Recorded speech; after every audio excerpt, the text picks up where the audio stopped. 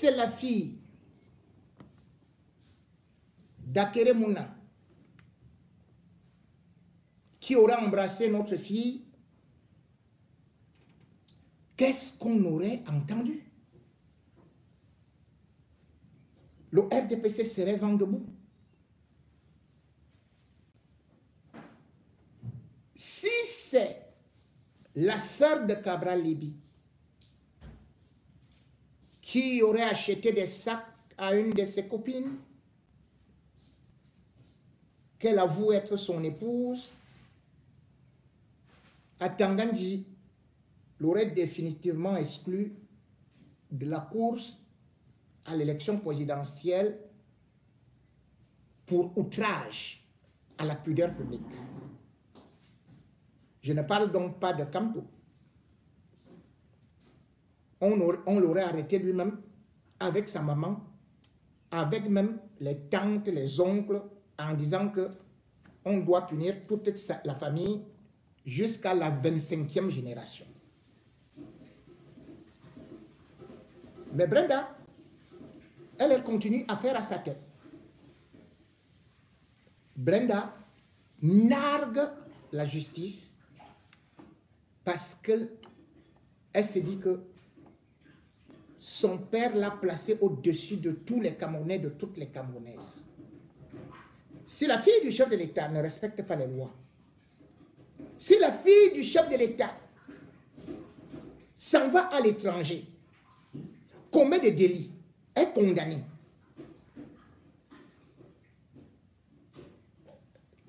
après, ils vont dire que c'est la diaspora qui a de la racaille. On oublie que Brenda Biya est de la diaspora. On oublie que Brenda Biya a commis ses délits dans la diaspora. Les gens qui sont donc au Cameroun, qui passent le temps à insulter les gens de la diaspora comme étant des sans-papiers, des gens qui sont dans l'homosexualité, des gens qui sont dans le woubisme. Pourquoi ces gens du gouvernement ne parlent pas du cas de Brenda Biya? Chaque jour qui passe, Brenda Biya fait l'actualité sur le plan international en salissant outrageusement l'image du Cameroun. Et elle s'en vante. Personne pour lui tirer les oreilles. Elle fait tout à sa guise, puisque elle bénéficie d'une immunité paternelle, maternelle, d'une fille qui peut faire tout ce qu'elle veut, mais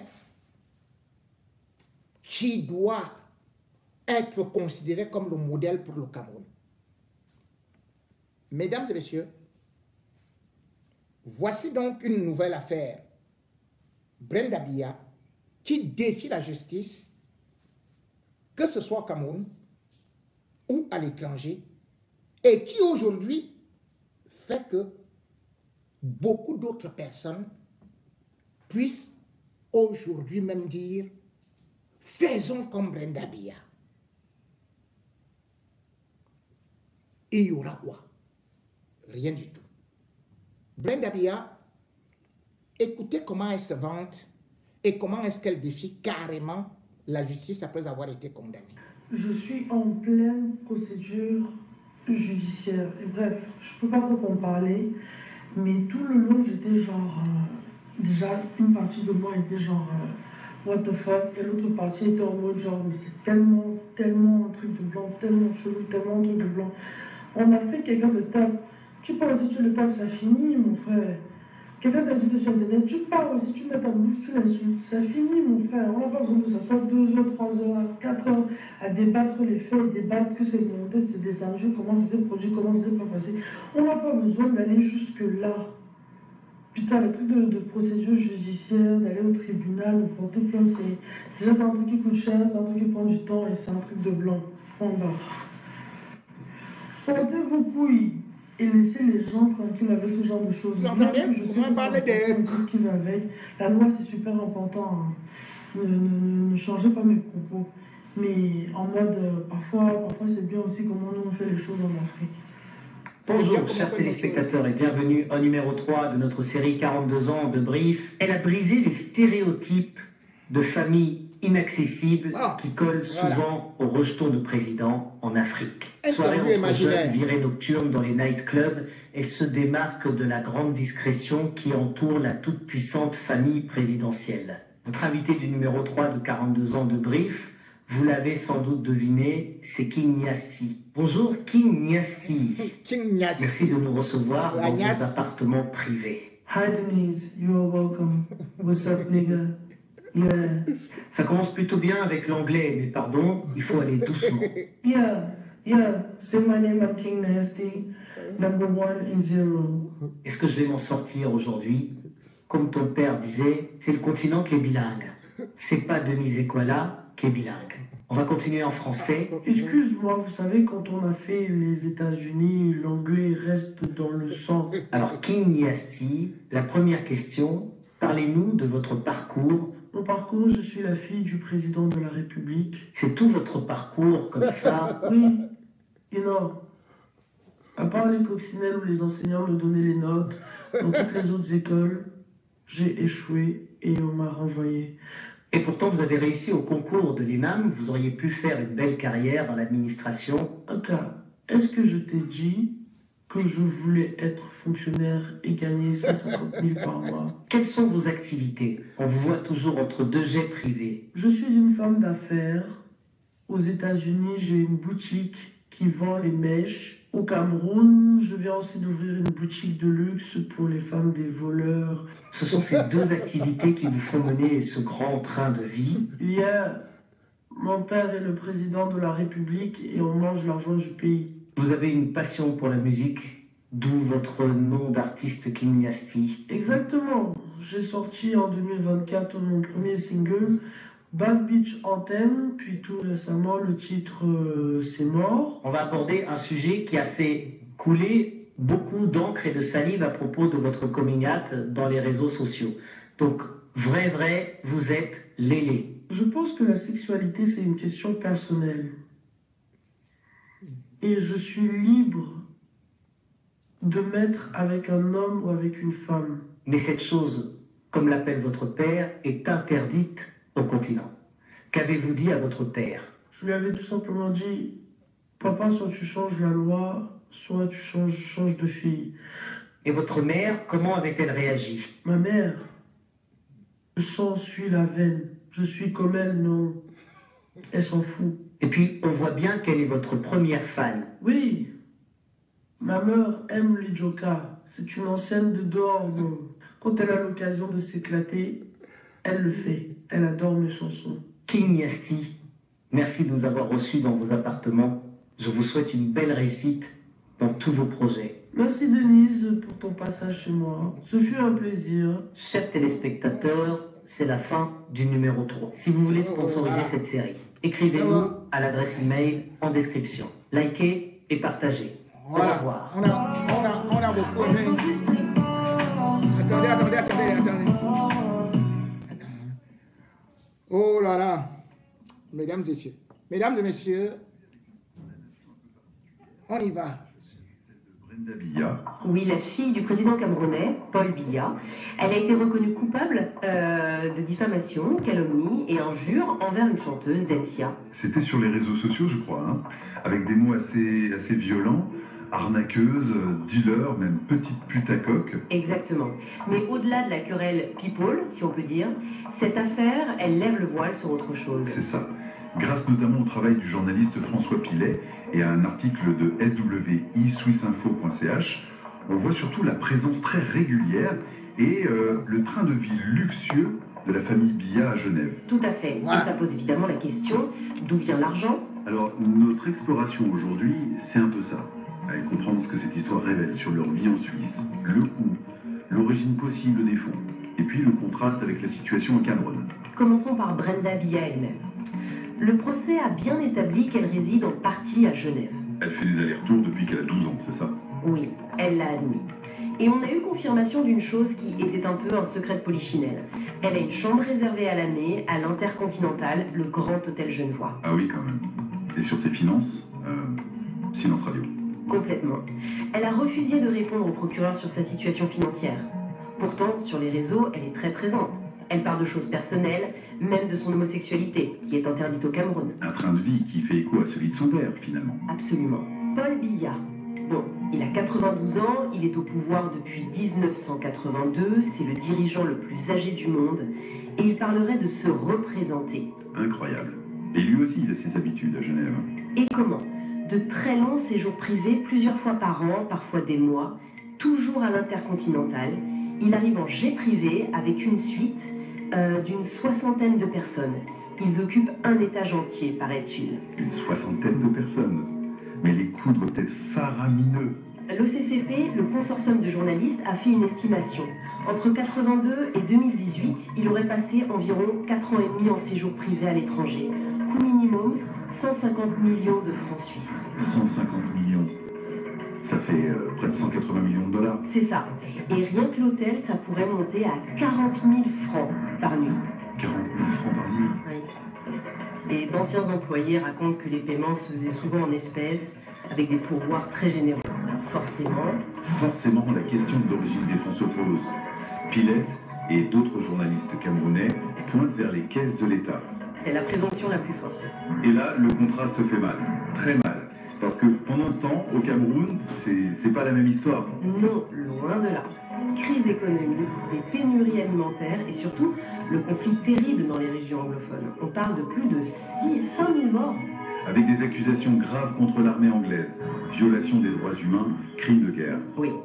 Et puis il y a la répression qui augmente, les critiques étouffées, la presse attaquée, des journalistes d'investigation ont été torturés, assassinés. Transparency International classe le pays 140e sur 180 pour la corruption. Ce décalage entre Genève et la réalité camerounaise est difficilement acceptable pour beaucoup là-bas, j'imagine. Un journaliste camerounais sous anonymat le dit clairement. C'est jugé inacceptable. Et en Suisse même, cette présence Biya, elle fait réagir.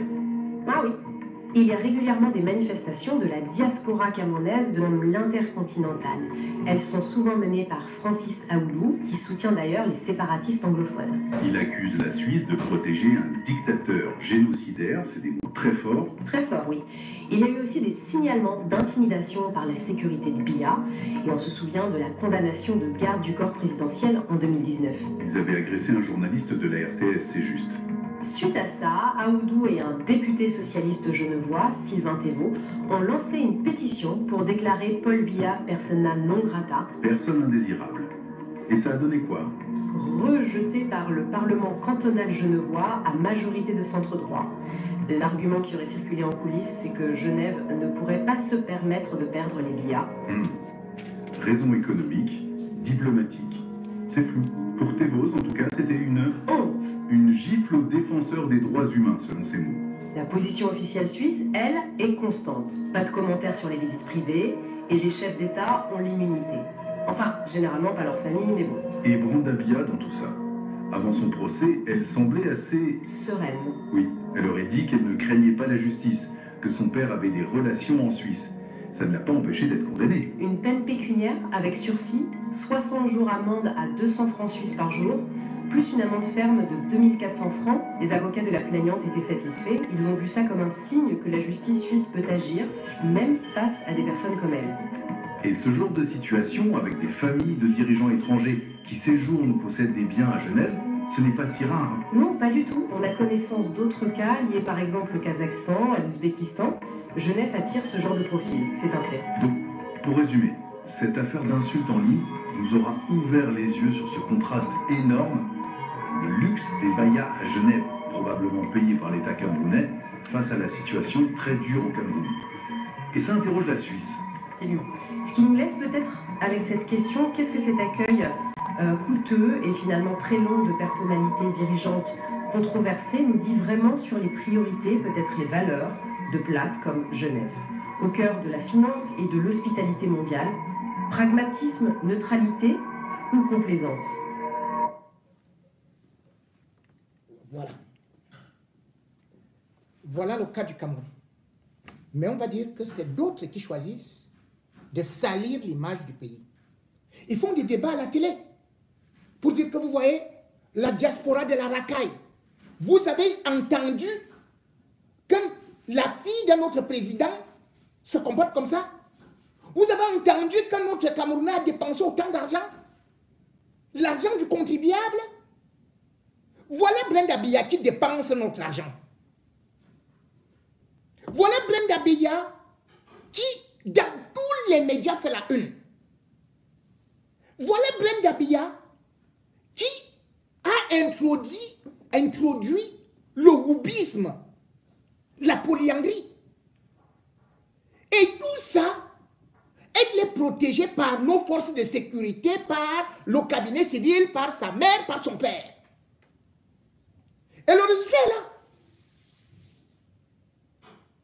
Aujourd'hui, on se retrouve avec un autre et d'autres individus qui, parce que tantôt ils disent qu'ils sont aussi des protégés de Biya, ils peuvent vous dire même que font des enfants, ils refont des enfants à ces enfants. Et d'ailleurs, aujourd'hui, l'une des stars de Brenda Biya, c'est qui? C'est Saint-Désir Atango. C'est Saint-Désir Atango. Voilà les gens que Brenda Biya apprécie. Voilà les gens du clan Biya qui nous disent que c'est la diaspora qui est mauvaise. Voilà les gens qui ont sali l'image du Cameroun et qui font aujourd'hui de notre pays la risée, la saleté, les insanités, l'immoralité. Mesdames et messieurs, alors qu'il est en prison, en toute inquiétude, sur des plateaux de télévision, des individus trouvent même l'occasion de venir aussi faire comme Brenda Biya. Ils ne sont pas censurés, hein, ni sanctionnés. Et ils viennent appeler Paul Biya et les députés camerounais de légaliser l'inceste au Cameroun. Comme Brenda Biya demande aussi de légaliser le wubisme. Et ça passe calmement. Mais si c'est un opposant, vous allez voir demain ou après-demain, c'est eux, tous leurs journaux, hein, ils écrivent là que « Oh yo, c'est elle qui veut le wubisme, c'est elle qui est avec Shakiro. Oh yo, Shakiro a dit que... il voit... Voilà, voilà Tango. Toute la communauté panafricaine. Voilà le frère de Chantal, de Brenda. Se concentrer dans ce qui va se passer ici, au Cameroun. Je suis désiré Dieu donné à Tangana, le fils de l'Éternel suprême pour toutes les armées de l'univers. Ici sur terre, pour accomplir la libération non seulement du peuple noir, mais aussi de toute l'humanité. Je suis ici sur terre pour préserver les œuvres de Dieu et rétablir l'ordre naturel, l'ordre juste, en ce début du 3e millénaire. J'appelle le président Paul Biya, président de la République du Cameroun, à annuler les élections présidentielles prévues en l'an 2025 et de se concentrer au fait de me transmettre le pouvoir. Je ne suis pas d'accord lorsqu'on dit que les fêtes n'est pas dans nos cultures. Écoutez bien, voilà son ami. Qui va nous détruire. Dans nos cultures africaines, dans notre culture camerounaise, nous avons dans nos cultures de l'inceste. Mais comme c'est encore un sujet tabou, voilà. Ça veut dire que ça fait honte. Voilà un cadre du RDPC. Dans nos cultures. Madame, je dis bien dans nos cultures. Je pense ce que je dis et je dis ce que je pense. L'inceste dans nos cultures. Vous avez le livre de Tina Hacker, l'inceste entre pouvoir et race. La pérennisation de la race. Même Hitler avait dans son modèle à lui, en Allemagne, la pérennisation de la race la plus pure. Il prévoyait dans un but qu'entre eux, les membres d'une même famille se mettent ensemble et accouchent la race pure. Ça a été fait chez eux là-bas. Aux États-Unis, vous savez les Mormons, on sait les Mormons aux États-Unis. C'est une religion, une communauté qui vit. Et là-bas, l'inceste. Et là, ça pose un problème aux États-Unis. Lorsque quelqu'un, une des filles avait fui, et ça allait au tribunal, la justice a possiblement tranché. Le préambule de la question là-bas, c'est que tout le monde est libre de faire à partir du moment où il est consentant. Moi, je voudrais que, madame, je voudrais plus tard que moi, madame, je voudrais moi dire ceci. Arrêtons l'hypocrisie. Je suis chrétien catholique, baptisé, confirmé, marié à l'église. Je suis contre l'inceste, mais venez à la télé. Dire que ça n'existe pas dans nos cultures, je ne manque pas, je ne manque pas. Ça existe dans nos cultures. Et on connaît dans certaines maisons que les gens le font. Mais on le cache. Deuxième chose, certains estiment Mais pourquoi la loi camerounaise condamne? La loi condamne le vol, les gens ne volent pas. Non, je veux dire si c'est dans nos cultures. C'est ça le pas qu'il faut faire. Et là, moi, je dis, Saint-Désir Atango, devant les juges, a posé un problème. Il a posé un problème qui sont par exemple les anthropologues, les juristes, les parents, comme les gens s'asseyent et demandent, par exemple, est-ce qu'on va parler plus tard quelque part, on dirait, quand deux personnes adultes consentants, donc sont frères et sœurs, est-ce que légalement, ils ne peuvent pas se mettre s'ils sont consentants, qu'ils soient frères ou sœurs? C'est-à-dire, on va arriver à un niveau de la vie où certaines choses vont devoir. Donc, moi, pour le problème social. Eric Pille n'a pas soulevé le fait que ça a certainement dû commencer quand ces filles étaient. Quand vous avez vu le 31 ans qui vous dit en pleine télé que beaucoup d'hommes ont fait la cour, je ne sais pas, j'aime mon père, quand il me touche, donc je suis moi, j'ai un mot. C'est ce qu'elle vous voulez que vous disiez quoi maintenant? Elle a 31 ans. Aujourd'hui. Et elle dit qu'elle a commencé avec son père, avec 21 ans. Donc il a dit qu'elle était majeure. Donc, moi je dis, il pose un problème social, il dit tout ce que les gens font, tout bas. Maintenant, ceux qui sont contre lui doivent. Oh, mais non, il faut durcir l'utilisation. Oh, moi, non, ça existe, madame, ça existe. Quand vous suivez les. Bon, est-ce que c'est moi qui vais donner le mot, madame? Je veux dire, est-ce que le fait que ça existe, que ce soit pratiqué, pourquoi vous direz que c'est un problème? Ça veut effectivement dire que c'est ancré dans notre la loi vient de la tradition. Quels sont les fondements? Non, je voulais qu'on soit clair, madame. Je voulais qu'on soit clair. Je vous ai répondu tranquillement. J'ai dit, je suis contre ça parce que j'ai été éduqué contre ça. Mais j'ai dit, ne fermons pas les yeux. C'est pas comme vous dites. Je ferme les yeux quand je vois deux hommes qui s'embrassent. Quand je vois deux femmes qui s'embrassent devant vous. Est-ce que le fait de dire que l'homosexualité est purement interdit au Cameroun ne veut pas dire qu'il y a un fond? Maintenant, qu'est-ce que vous mettez dans le fait de dire que ce soit... Voilà les défenseurs de Brenda Biya. Voilà c'est ça. Ce que vous voulez qu'on dise pour faire plaisir. Je ne peux pas pleurer. Je dis, c'est des actes qui posent un problème formel. En trois phases. Un, anthropologiquement. Quand les gens disent qu'il n'existe pas, ça existe. Donc, on dit que non, ça existe dans nos cultures. Et les cultures ici, on ne peut pas s'accepter dans nos cultures. La seule culture, ça s'accepte. Il y a chez nous ici en Afrique, il y a quelqu'un qui épousait les femmes de son père. Et c'était pas le scandale sexuel. Non, c'est non, pas. À un moment donné, c'est une grande exception de ça. Ah, mais une grande exception. Mais c'est dans son père. Je ne sais pas avancer. Il me dit sur son père. Il y a des cultures où ça se passe. C'était pas ça le sujet. Moi, je dis juste, on a dit, c'est que César Tango a fait son libre choix. Il pose un problème cruel qui va falloir à un moment donné en discuter. La constitution, la loi évolue. Mais la même loi, moi, je dis, c'est cette hypocrisie que je ne veux pas. Soyons contre ça, mais les enfants, ça n'existe pas ensemble. Non, non. Oui, ce n'est pas accepté. S'il y a une loi, c'est parce que ça existe. La loi dit que ce n'est pas. C'est ça, c'est le pays qu'on veut construire, un pays où on se dit la vérité. Quand quelque chose me fait mal, que les gens le disent.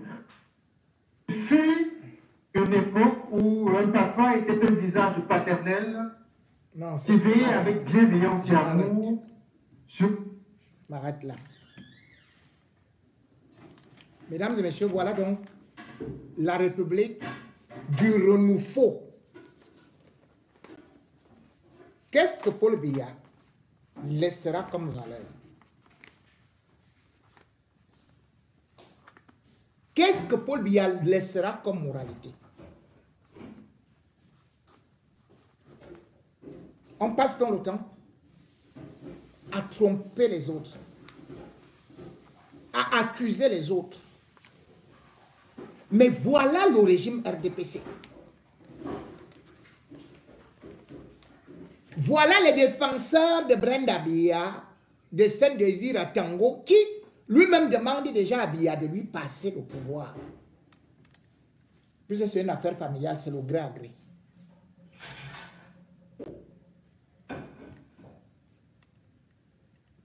Ils disent qu'ils vont recopier ça à tel. Ils ont cité jusqu'à Hitler. Hein? Ils ont cité jusqu'aux Mormons.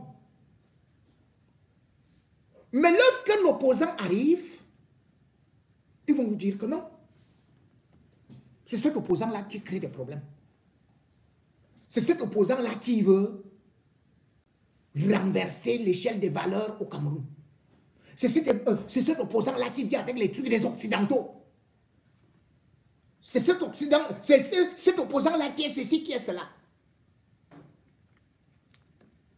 On le diabolise. Alors que c'est eux, les vrais diables.